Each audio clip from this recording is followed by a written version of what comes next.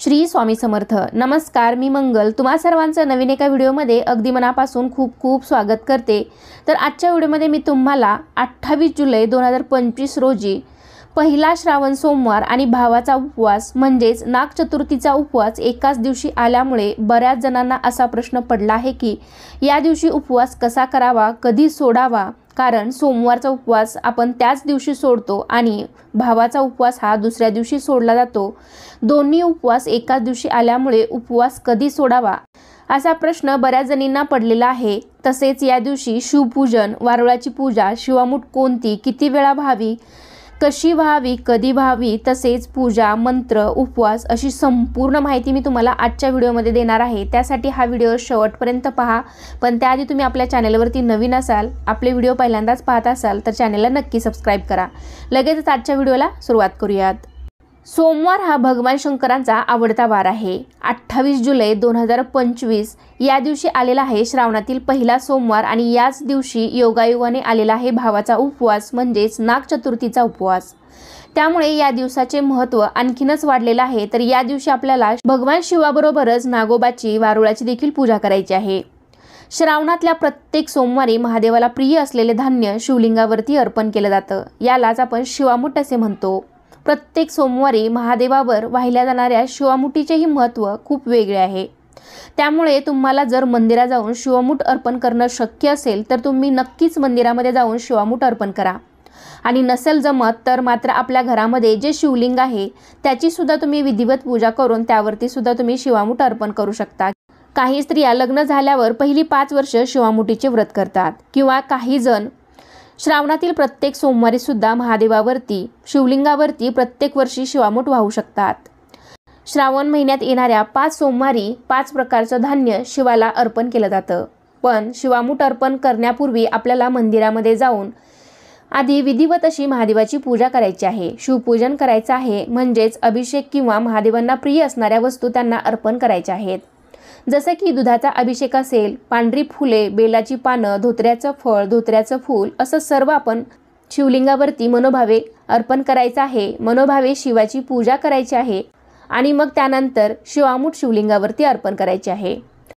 आणि तुम्ही जर घरीच शिवामूठ वाहणार असाल तर या दिवशी सकाळी लवकर उठावे, स्वच्छ अंघोळ करावी। अंघोळ करताना अंघोळीच्या पाण्यामध्ये गंगाजल मिसळायचं आहे। त्याचबरोबर पूर्ण घरामध्ये सुद्धा तुम्ही गंगाजल या दिवशी शिंपडायचं आहे किंवा गोमूत्र शिंपडायचं आहे। तुम्हाला जर शक्य असेल तर या दिवशी पांढरे वस्त्र परिधान करून मग तुम्ही तुमच्या दररोजच्या देवाची पूजा करायची आहे। लक्षात ठेवा, या दिवशी नागोबाचा उपवास पण आहे। तर रोजच्या देवपूजेबरोबरच आपल्याला बाहेर जाऊन किंवा घरीच नागोबाचा कागद आणून पूजा करायची आहे। नागोबाला दूध, लाह्या, दुर्वा, आगाडा वाहून नागोबाची सुद्धा या दिवशी पूजा करायची आहे। नागोबाची पूजा घरीच कशी करायची याचा व्हिडिओ तुम्हाला पाहायचा असेल तर सविस्तर व्हिडिओ आपल्या चॅनलवरती आहे, तर तुम्ही पाहू शकता।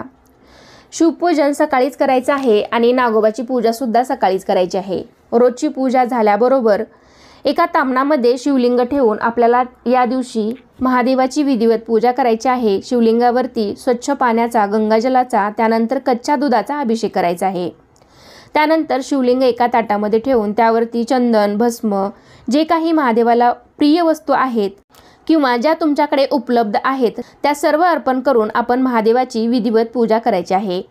शेवटी भक्ती आणि श्रद्धा महत्त्वाची आहे। मात्र कधीही शिवलिंगाची पूजा करत असताना किंवा शिवलिंगावरती, शिवपिंडीवरती अभिषेक करत असताना आपल्याला शांत बसून किंवा मौन धरून पूजा करायची नाही। तर तुम्ही मनातल्या मनामध्ये का होईना ओम नमः शिवाय मंत्राचा जप करायचा आहे। अभिषेक करताना किंवा शिवपूजा होईपर्यंत तुम्ही ओम नमः शिवाय किंवा तुम्ही महामृत्युंजय मंत्राचा जप देखील करू शकता। महादेवांना भोळा शंकर म्हटलं जातं कारण आपल्या साध्या पूजेनं सुद्धा ते आपल्यावरती प्रसन्न होतात। संपूर्ण शिवपूजन करून झाल्यावरती आपल्याला शिवलिंगावरती किंवा शिवपिंडीवरती शिवामूठ व्हायची आहे। तर पहिल्या श्रावण सोमवारी तांदूळाची शिवामूठ आहे तर ती आपल्याला शिवपिंडीवरती व्हायची आहे। अगदी मुठभर तांदूळ घेऊन आपल्याला त्यावरती थोडंसं पाणी टाकून ते धान्य ओलं करून मग आपण शिवलिंगावरती शिवामूठ व्हायची आहे। शिवामूठ अर्पण करत असताना त्या धान्यावरती थोडंसं पाणी टाकून ते ओलं करून घ्यावं किंवा उजव्या हाताने शिवामूठ वाहत डाव्या हाताने वरून पाण्याची धार सोडत आपल्याला शिवामूठ शिवलिंगावरती अर्पण करायची आहे। आणि आपल्याला शिवामूठ वाहताना एक मंत्र म्हणायचा आहे, तर तो असा आहे, शिवा शिवा महादेवा माझी शिवामूठ ईश्वरा देवा, मनातल्या इच्छा पूर्ण करा देवा। असं म्हणत आपण शिवलिंगावरती शिवामूठ अर्पण करायचे आहे। अशा प्रकारे तुम्ही 1 मूठ सुद्धा धान्य शिवलिंगावरती अर्पण करू शकता किंवा 3 मुठी सुद्धा तुम्ही शिवलिंगावरती धान्य अर्पण करू शकता।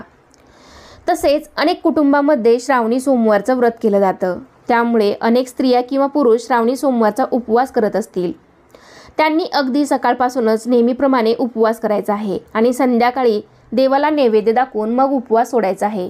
पण लक्षात ठेवा, या दिवशी भावाचा उपवास म्हणजेच नागचतुर्थीचा उपवास आलेला आहे आणि अनेक स्त्रिया हा उपवास करत असतील, तर त्यांनी मात्र संध्याकाळी उपवास सोडायचा नाही, कारण भावाचा उपवास सुद्धा सोमवारी सकाळपासूनच आपल्याला धरायचा आहे आणि दुसऱ्या दिवशी सकाळी नागोबाची पूजा करून सोडायचा आहे।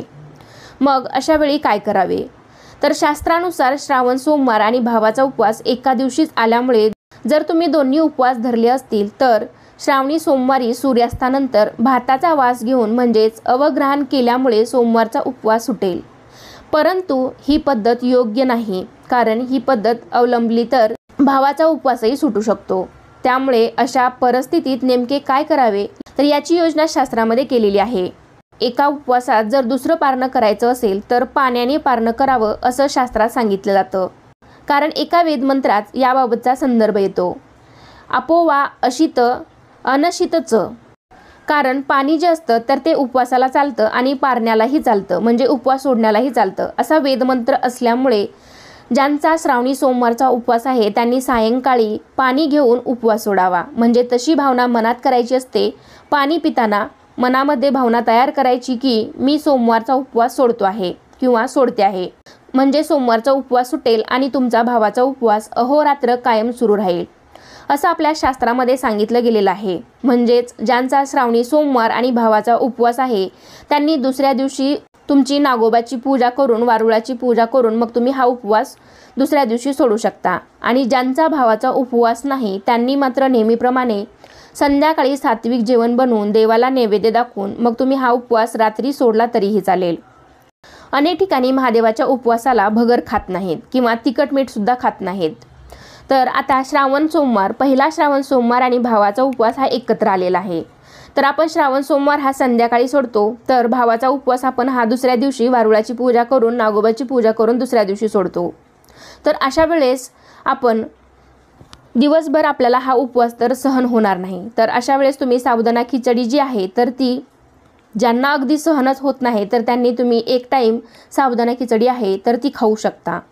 रात्री मग तुम्ही दूध, फळे, खजूर किंवा साबुदाण्याची गोड खिचडी जरी करून खाल्ली तरीही चालेल। तर अशा पद्धतीने तुम्ही दोन्ही उपवास हे करायचे आहेत आणि सोडायचे आहेत। तर अशा पद्धतीने मी आजच्या व्हिडिओमध्ये तुम्हाला उपवास म्हणजे भावाचा उपवास आणि पहिल्या श्रावणी सोमवारचा उपवास कसा करायचा, शिवामूठ कशी व्हायची, शिवामूठ कोणती व्हायची, मंत्र कोणता म्हणायचा, शिवपूजन याबद्दल बरीच माहिती देण्याचा प्रयत्न केलेला आहे। तर कसा वाटला तुम्हाला आजचा व्हिडिओ नक्कीच मला कमेंटद्वारे सांगा। व्हिडिओ आवडला असेल तर व्हिडिओला लाईक करा, तुमच्या फ्रेंड फॅमिलीमध्ये शेअर करायला विसरू नका। चला तर पुन्हा भेटूया अशाच एका छानशा आणि माहितीपूर्ण व्हिडिओमध्ये। तोपर्यंत सर्वांना श्री स्वामी समर्थ। ओम नमः शिवाय।